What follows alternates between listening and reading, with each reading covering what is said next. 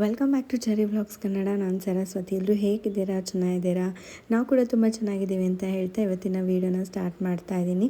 Video start ಮಾಡೋದಕ್ಕೂ ಮುಂಚೆ ಇನ್ನೂ ಯಾರೆಲ್ಲ ನನ್ನ ಚಾನಲ್ನ ಸಬ್ಸ್ಕ್ರೈಬ್ ಮಾಡಿಲ್ಲ, ಪ್ಲೀಸ್ ಸಬ್ಸ್ಕ್ರೈಬ್ ಮಾಡಿ, ಸಪೋರ್ಟ್ ಮಾಡಿ. ಹಾಗೆ ಪಕ್ಕದಲ್ಲಿರೋ ಬೆಲ್ ಐಕನ್ನ ಕ್ಲಿಕ್ ಮಾಡೋದ್ರಿಂದ ನಾನು ಮಾಡೋ ಹೊಸ ವಿಡಿಯೋಗಳ ನೋಟಿಫಿಕೇಷನ್ ಫಸ್ಟ್ ನಿಮಗೆ ಬರುತ್ತೆ ಅಂತ ಹೇಳ್ತಾ ವೀಡಿಯೋನ ಸ್ಕಿಪ್ ಮಾಡದೆ ಕೊನೆಯವರೆಗೂ ನೋಡಿ. ಇವತ್ತಿನ ಈ ವಿಡಿಯೋದಲ್ಲಿ ಇವತ್ತೇ ಮಹಾಶಿವರಾತ್ರಿ ಇರೋದ್ರಿಂದ ಶಿವನಿಗೆ ಅತ್ಯಂತ ಪ್ರಿಯವಾಗಿರುವಂಥ ಒಂದು ತೆಂಗಿನಕಾಯಿ ದೀಪಾರಾಧನೆ ಬಗ್ಗೆ ತಿಳಿಸ್ಕೊಡ್ತಾ ಇದ್ದೀನಿ. ಈ ದೀಪಾರಾಧನೆ ತುಂಬಾ ಸರ್ವಶ್ರೇಷ್ಠ ಅಂತಲೇ ಹೇಳ್ಬೋದು. ನಿಮ್ಗೆ ಯಾವುದಾದ್ರೂ ಕೆಲಸ ಆಗಬೇಕು ಅಂತ ಇದ್ದರೆ ಈ ತೆಂಗಿನಕಾಯಿಂದ ಸಂಕಲ್ಪನ ಮಾಡಿಕೊಂಡು ಶಿವನ ಮುಂದೆ ಇಟ್ಟು ಸಂಕಲ್ಪನ ಮಾಡಿಕೊಂಡು ಈ ದೀಪಾರಾಧನೆ ಮಾಡೋದ್ರಿಂದ ನೀವು ಯಾವ ಕೆಲಸ ಅಂದ್ಕೊಂಡಿರ್ತೀರ ಬೇಗ ಆಗಬೇಕು ಅಂತ ಖಂಡಿತವಾಗ್ಲೂ ಅತಿ ಶೀಘ್ರದಲ್ಲೇ ಆಗುತ್ತೆ ಅಂತಲೇ ಹೇಳ್ಬೋದು. ಹಾಗಾದರೆ ಬನ್ನಿ ವಿಡಿಯೋನ ಸ್ಟಾರ್ಟ್ ಮಾಡೋಣ, ಯಾವ ರೀತಿ ಈ ದೀಪಾರಾಧನೆಯನ್ನು ಮಾಡ್ಬೋದು ಅಂತ. ಮೊದಲಿಗೆ ಇದನ್ನು ದೇವಸ್ಥಾನದಲ್ಲೇ ಮಾಡೋದ್ರಿಂದ ದೇವಸ್ಥಾನಕ್ಕೆ ಹೋಗ್ಬೇಕಾದ್ರೆ ನೀವೊಂದು ಅಡಿಕೆ ಪಟ್ಟೆ ತೊಗೊಳ್ಳಿ, ಪ್ಲೇಟು, ಹಾಗೆ ಸ್ವಲ್ಪ ಅಕ್ಕಿ ಬೇಕಾಗತ್ತೆ, ಹಾಗೆ ಒಂದು ತೆಂಗಿನಕಾಯಿ ಬೇಕಾಗತ್ತೆ. ತೆಂಗಿನಕಾಯಿನ ನೀಟಾಗಿ ತೊಳೆದು ಅದನ್ನು ಒಡೆದ ಮೇಲೆ 2 ಹೋಳಾಗುತ್ತಲ್ಲ, ಆ 2 ಹೋಳನ್ನು ಸ್ವಲ್ಪ ಬಟ್ಟೆ ತೊಗೊಂಡು ಕ್ಲೀನಾಗಿ ಒರೆಸ್ಬಿಟ್ಟು ಆಮೇಲೆ ದೀಪಾರಾಧನೆಯನ್ನು ಮಾಡಬೇಕಾಗತ್ತೆ.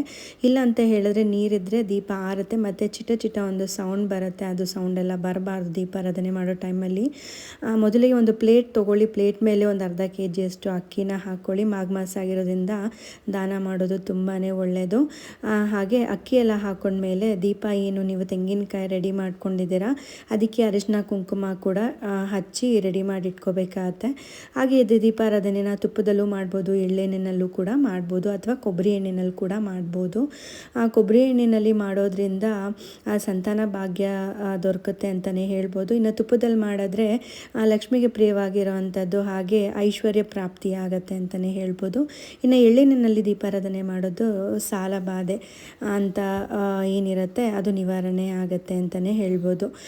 ದೀಪಕ್ಕೆ ಬತ್ತಿ ಬೇಕಾಗತ್ತೆ, 3 ಬತ್ತಿನ ಹಾಕ್ಕೋಬೇಕಾಗತ್ತೆ ಒಂದೊಂದು ಹೋಳಿಗೆ. ಈ 3 ಬತ್ತಿ ಏನು ಅಂತ ಹೇಳಿದ್ರೆ ಬ್ರಹ್ಮ ವಿಷ್ಣು ಮಹೇಶ್ವರರ ಒಂದು ಪ್ರೀತ್ಯರ್ಥದಲ್ಲಿ ದೀಪಾರಾಧನೆ ಮಾಡುವಂಥದ್ದು. ಅವ್ರ 3 ಜನರ ಹೆಸರು ಹೇಳ್ಕೊಂಡು ದೀಪಾರಾಧನೆ ಮಾಡುವಂಥದ್ದು ಈ ಮಹಾಶಿವರಾತ್ರಿಯಲ್ಲಿ ತುಂಬ ವಿಶೇಷತೆ ಅಂತಲೇ ಹೇಳ್ಬೋದು. ದೀಪಕ್ಕೆ ಸ್ವಲ್ಪ ಕರ್ಪೂರನ ಹಚ್ಚಿ ಆಮೇಲೆ ನೀವು ಒಂದು ಗಂಧದ ಕಡ್ಡಿ ಸಹಾಯದಿಂದ ದೀಪನ ಬೆಳ್ಕೋಬೇಕಾಗತ್ತೆ.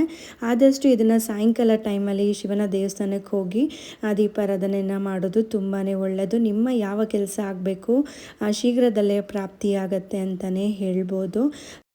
ಸೊ ನೋಡಿದ್ರಲ್ಲ ಸ್ನೇಹಿತರೆ, ಯಾವ ರೀತಿ ತೆಂಗಿನಕಾಯಿ ದೀಪಾರಾಧನೆಯನ್ನು ನಾವು ಮಹಾಶಿವರಾತ್ರಿ ಎಂದು ಮಾಡ್ಬೋದು ಅಂತ. ಸೊ ವಿಡಿಯೋನಾದ್ರು ಇಷ್ಟ ಆಯಿತು ಅಂದರೆ ಆದಷ್ಟು ವಿಡಿಯೋನ ಶೇರ್ ಮಾಡಿ ಅಂತ ಕೇಳ್ಕೊಳ್ತೀನಿ. ಹಾಗೆ ಮತ್ತಷ್ಟು ಒಳ್ಳೆ ಉಪಯುಕ್ತ ಮಾಹಿತಿಗಳ ಜೊತೆ ನಾನು ನಿಮಗೆ ಸಿಗ್ತೀನಿ. ಅಲ್ಲಿವರೆಗೂ ನಮಸ್ಕಾರ.